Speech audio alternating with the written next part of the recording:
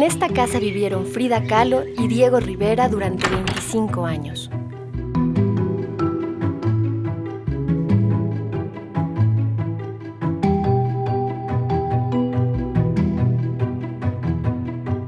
Tras su ausencia, la casa se convirtió en un museo. Se abrieron sus puertas al público, mostrando sus corredores y sus espacios más luminosos, pero conservó sus secretos.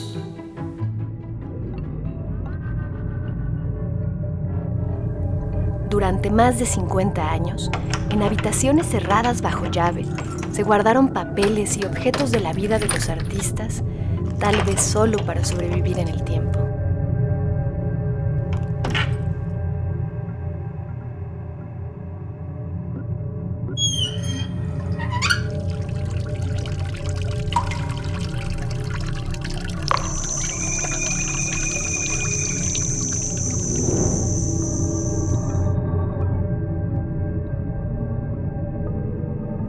La fotógrafa Graciela Iturbide documentó el momento en que se abrió el baño de Frida Kahlo en la Casa Azul.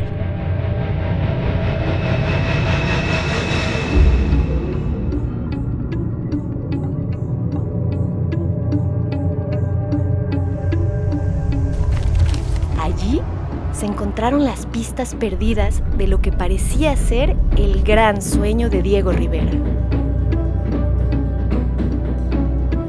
Un hallazgo comparable a reencontrarse con una ciudad prehispánica que el tiempo dejó enterrada.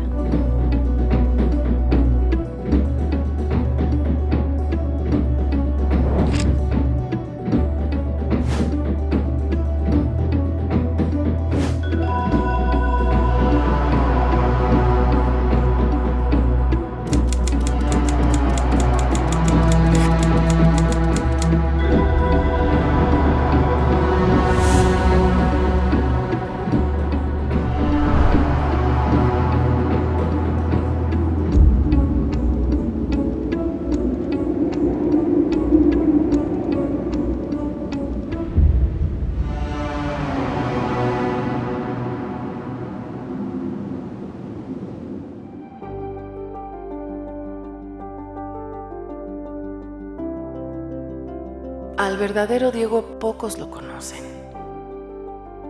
Quisiera expresar como se merece lo que Diego es en realidad. Un niño grandote, inmenso, de cara amable y mirada un poco triste.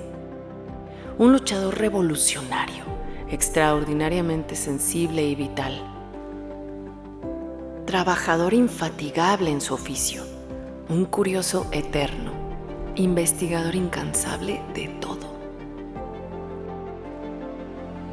En especial, ama a los indios, a los niños, a los animales, sobre todo a los perros mexicanos sin pelo. Su tesoro es una colección de obras escultóricas maravillosas, joyas del arte indígena, corazón vivo del México verdadero.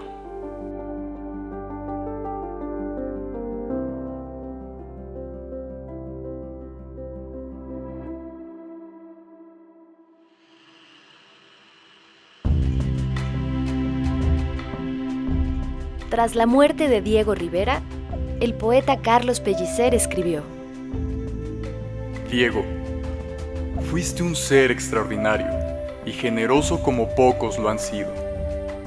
Eres un gran artista mexicano. A ti te debemos un tesoro magnífico, tu colección de objetos de arte antiguo que le regalaste a la nación.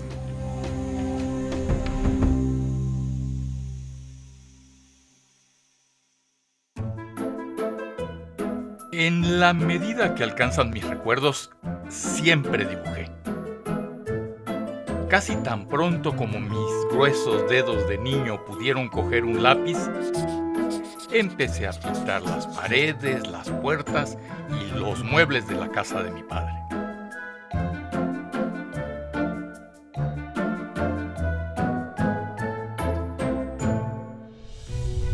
De mis profesores de San Carlos, 3 permanecen en mi memoria. Félix Parra, pintor convencional poseído de un apasionado amor por nuestro arte indígena anterior a la conquista.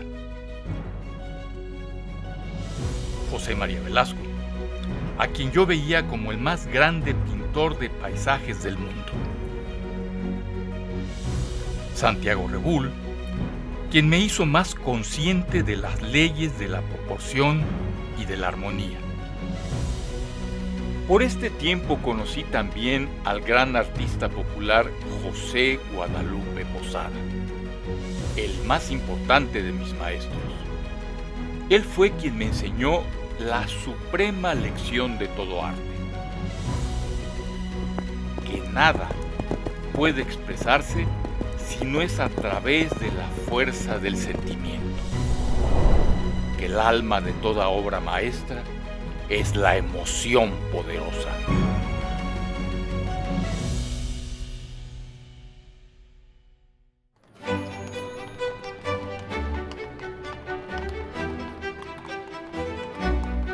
A los 21 años, Diego Rivera viajó a Europa y vivió en París entre 1909 y 1921, periodo crucial donde entabló amistad con artistas como Pablo Picasso.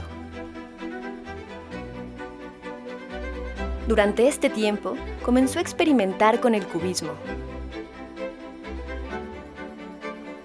El aprendizaje que Diego Rivera tuvo en las vanguardias parisinas le sirvió para reinventar su cultura y volver a mirar el arte prehispánico para crear imágenes en sus murales.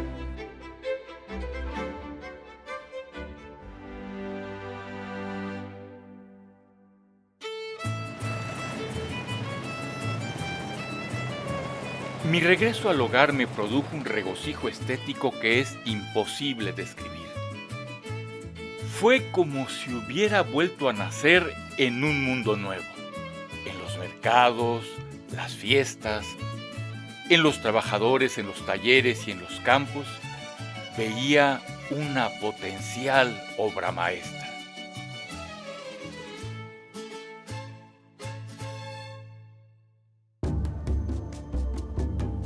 En la época del México posrevolucionario, Diego consolidó una visión de la identidad mexicana a través de la creación de murales que integraban la potencia vital del México de los ancestros. En su búsqueda por capturar este sueño, tuvo la convicción de que si no se comprendía el glorioso pasado, el pueblo mexicano nada podía hacer en el presente para construir el futuro.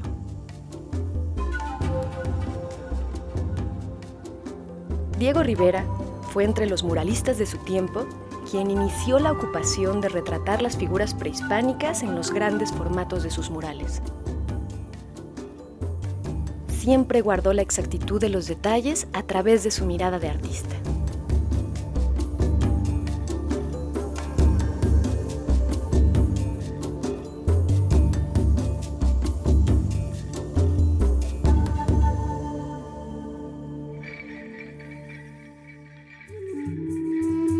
Al regresar a México, la primera pieza que adquirí fue la maravillosa máscara de jadeíta del tipo que llaman Olmeca y que Carlos Mérida encontró en Olinalá.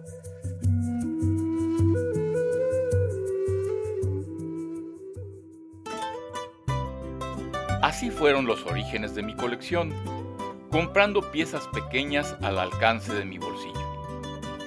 Por aquella época no era raro. Apenas se salía a un pueblo cercano y podías encontrar piezas arqueológicas.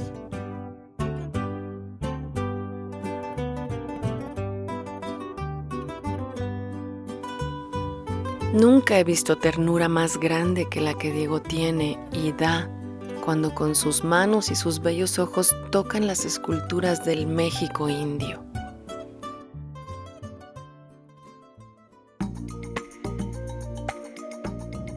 Frida solía regañarme a veces por no tener suficiente dinero para comprar cosas prosaicas como ropa interior. Pero mis ídolos me han compensado más que por sus gastos. Cada vez que me siento disgustado con algo de pintura que he hecho, solo tengo que mirarlos y de repente me siento bien de nuevo.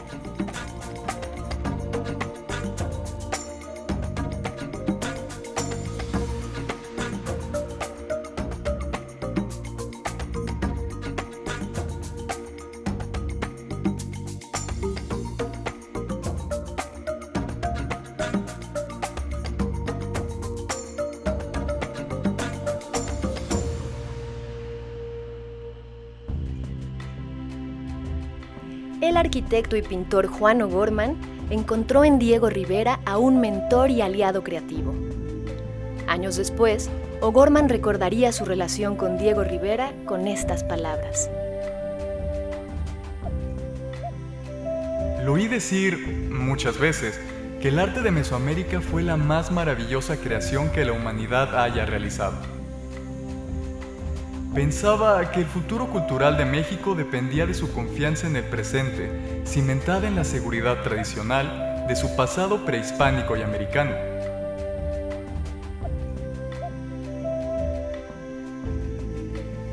Diego Rivera llegó a ser un incansable coleccionista de arte prehispánico.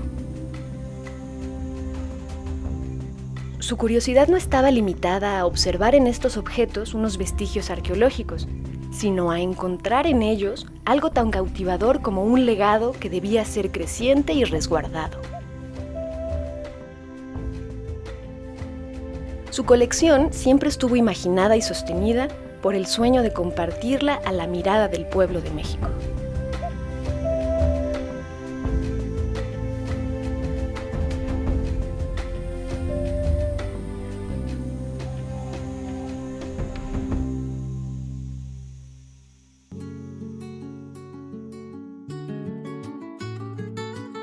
En 1945 comencé a sentir que me estaba acercando al final de la aventura de mi vida. Mi mente estaba preocupada por dos cosas que quería hacer antes del final. Una era pintar Tenochtitlan, la antigua capital de México, como lo había sido originalmente antes de que los invasores españoles destruyeran su belleza. Después de 1 año y medio de preparación, realicé este sueño. El segundo sueño había durado 35 años y era construir una casa para mi colección antropológica, que había comenzado a reunir desde mi primer regreso a México.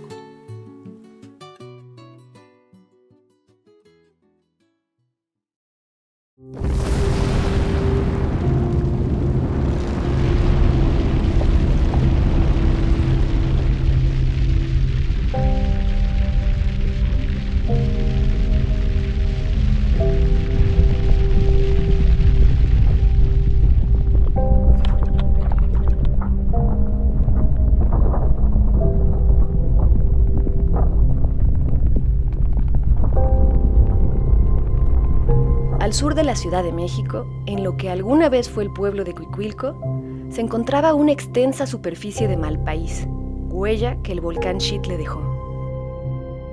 En este campo de lava petrificada fue el lugar donde Diego le dio forma a su sueño de construir un templo de piedra volcánica para sus ídolos, como si emergiera de las mismas entrañas de la tierra. El inicio de esta obra arquitectónica fue el umbral para sus propósitos.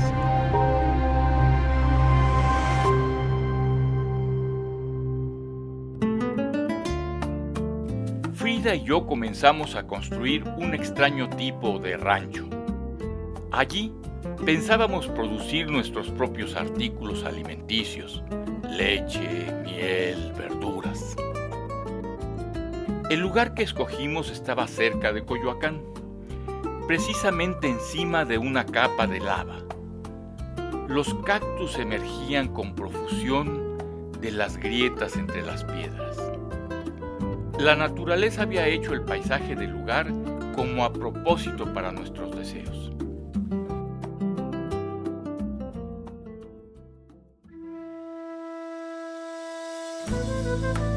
Diego siempre tuvo un interés particular en la arquitectura. Fue esa beta la que lo guió con nitidez a iniciar la obra del Museo Nahuacalli en mayo de 1942, con un diseño de él mismo inspirado en las construcciones del México antiguo. Con el paso del tiempo, su colección adquirió una vastedad que ya las mismas piezas le exigían su propio espacio. Frente a este panorama, Rivera renuncia a su primera idea de construir un rancho y se aventura a realizar el ambicioso proyecto de un templo que trascendiera y resguardara su tesoro.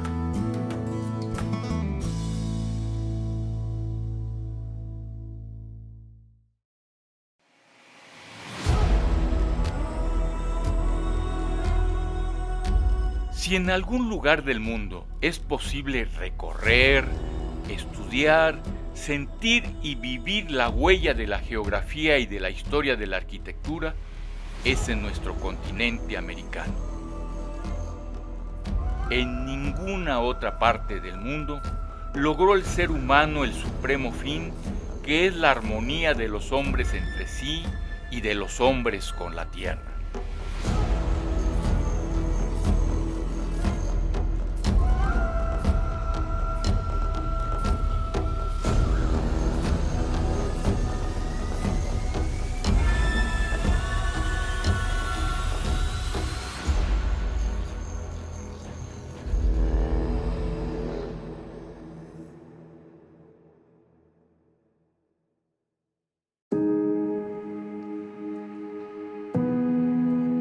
Su pirámide en el Pedregal crece cada día más magnífica, como una enorme cactácea que mira la Jusco, sobria y elegante, fuerte y fina, antigua y perenne. Grita, con voces de siglos y de días, desde sus entrañas de piedra volcánica: México está vivo.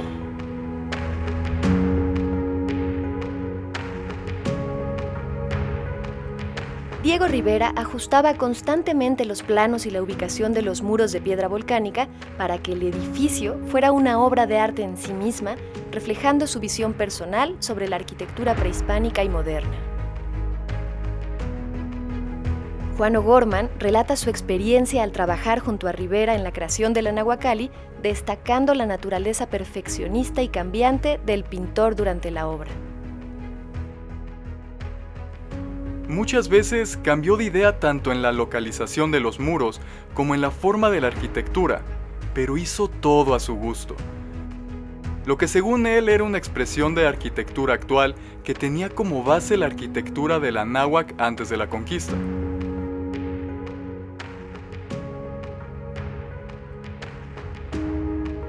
La gente tiene la impresión de que soy rico, pero esta aventura casi me ha empobrecido y el museo todavía no está completo. Yo mismo hice mucho: los diseños arquitectónicos, la ingeniería e incluso la supervisión del trabajo real, reduciendo así considerablemente el costo de la construcción. Desde que comencé el proyecto, he invertido literalmente cada centavo que he ganado por encima de los modestos gastos de vida. El trabajo en el museo se detuvo durante las enfermedades de Frida, cuando las pesadas facturas médicas y hospitalarias prácticamente me llevaron a la bancarrota. Sin embargo, cuando Frida estaba bien y ganaba dinero con sus propias pinturas, se negaba a aceptar dinero de mí.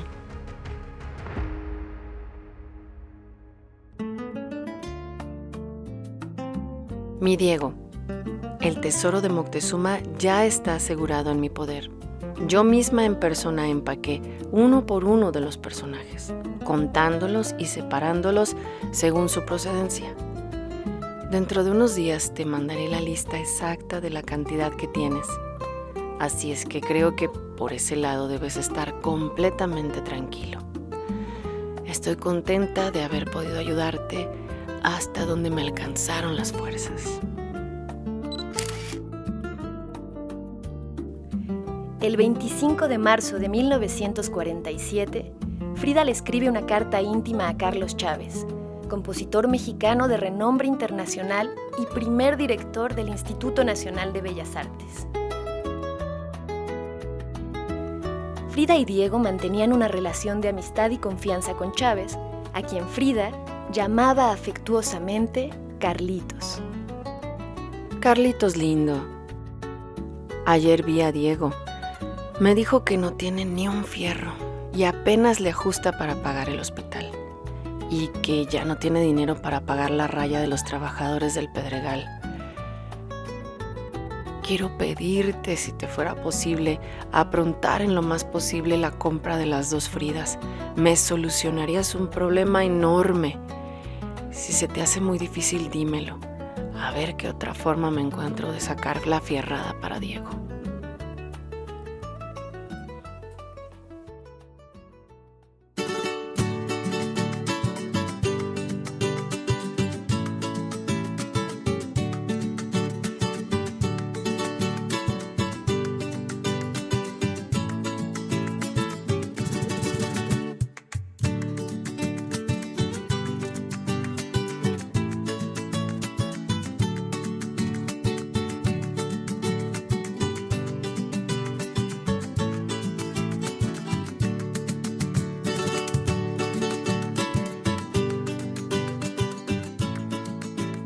En diciembre de 1956 se celebró una festividad en el sitio donde Diego Rivera concluía la construcción de su pirámide.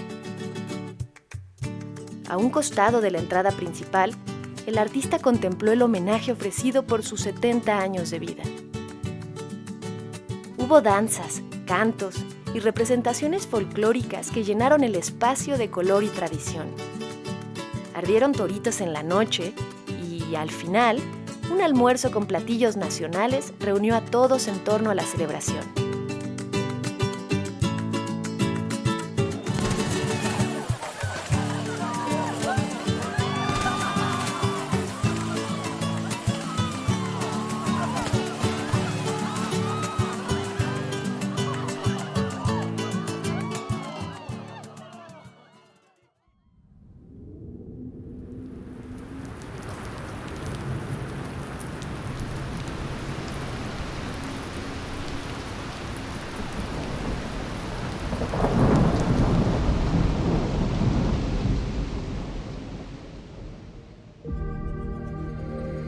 El 24 de noviembre de 1957, el corazón de Diego Rivera dejó de latir, dejando su extraordinaria obra inconclusa.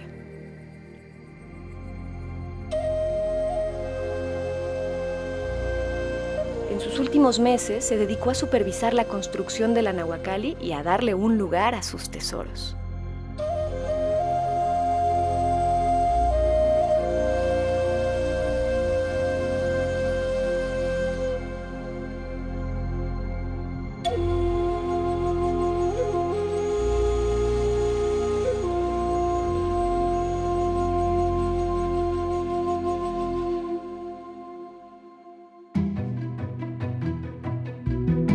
Tras la muerte de Diego Rivera, la construcción del Museo Nahuacalli fue concluida por su equipo más cercano, integrado por su hija Ruth Rivera Marín, el arquitecto Juan O'Gorman y su amiga y mecenas Dolores Olmedo, trabajando en estrecha colaboración con el ingeniero y arquitecto Heriberto Pagelson, personaje fundamental en la finalización del museo. Ellos siguieron los planos originales, manteniendo la estética del recinto construido en piedra volcánica.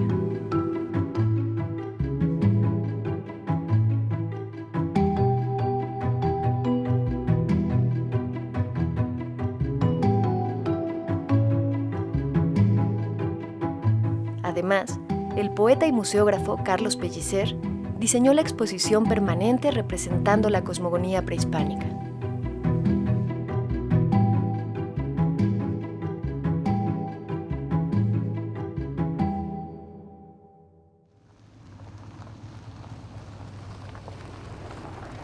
Finalmente, el museo fue inaugurado el 18 de septiembre de 1964, 7 años después de la muerte de Rivera.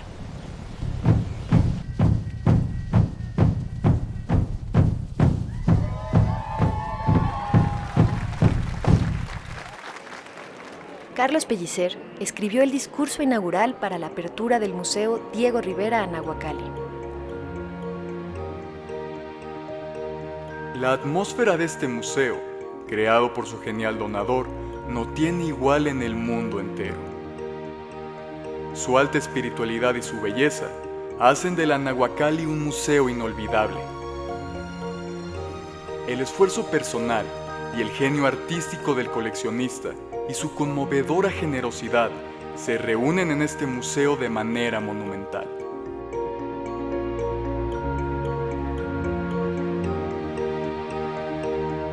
Devuelvo al pueblo lo que de la herencia artística pude rescatar.